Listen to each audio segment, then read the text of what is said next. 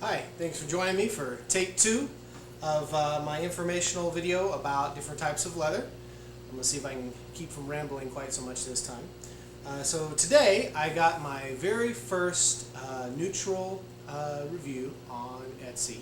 It wasn't negative, but up until now I've had like 129 positive reviews, and today I got a neutral, and they brought up some interesting points, so I thought it would be a good idea to do a video to address it. It wasn't that they were unhappy with the product, they were more concerned with how rough the backside of the leather was. We're going to talk about different leathers, a little bit about how it's made and how it gets to be what it is. So the first thing that I want to say is that leather is from a cow. It's from an animal. Mostly what I use is from a cow. It's a skin. It's not flat. It doesn't come on a big bolt in multiple yards. We have organic shapes to work with, and so I'm going to actually take you over to my cutting table right now, where I've got some hides laid out, and you can kind of get an idea of what a whole hide looks like, and some of the things that are involved with that. And then we'll come back and we'll talk about some other properties of the leather as well. So we'll be right back. Take you over to the cutting table. Okay, so here we are at the cutting table. This is a 6 foot long folding table, so it gives you an idea of kind of the size that we're looking at. And of course, the hide size is going to depend on how big the cow is, and the cut, whether it's a double shoulder or a full side or a full hide. This is a pre-dyed top grain. Then we'll talk about what that is. But as you can see, even the ones that are already dyed have rough edges around them. This is where different parts of where it was cut off of the animal. Some of this is usable, some of this is not, for various reasons. And we try to use as much as we can so we don't have any waste. So, but anyways, this is, you can see how big that is. And then also, some of the things I want to talk about, this is a Veg Tan Leather here, and this is what I primarily work with. It's undyed, it's cured and it's tanned, but it doesn't have the dye and finish and stuff applied yet like some of the others. And some of the things that you notice with the Veg Tan Leathers is different scars and holes and different things like that you have to work around as well. So you can see there's a hole in this leather, this piece here, so we'll have to work around that. And some of the other things, I don't know if you can try to get a good shot of this, but there's a brand in this one here. It's kind of a number 3 there, as well as a large brand here at the top. These don't really hurt the quality of the leather as far as structural integrity goes, so the strength is really still there. It's just like if you get a cut or something on yourself and your skin heals and there's a scar there, it's just a discoloration, but that skin is nice and strong.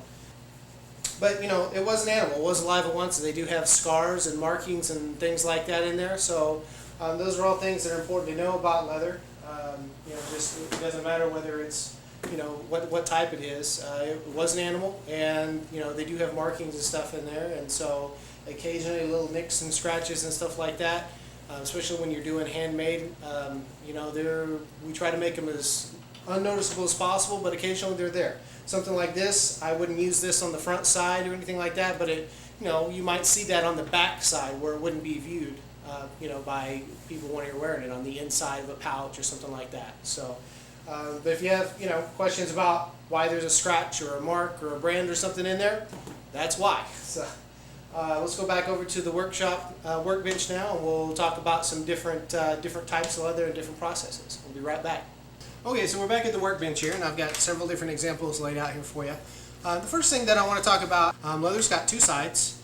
The front side is usually the side that is, that's where the hair was.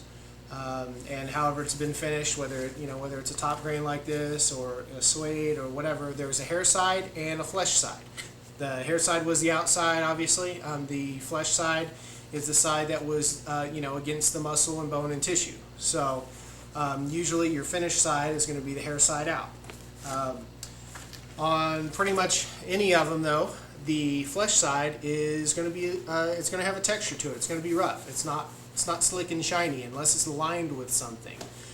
When you get your garment, a leather jacket or something from the store, Usually it's got a lining of some type in there. You know, if you were to take the lining out and look, the back side of that jacket is going to look like this. It's going to look similar to a suede. It's got a fuzzy, nappy, you know, kind of fuzzy quality to it.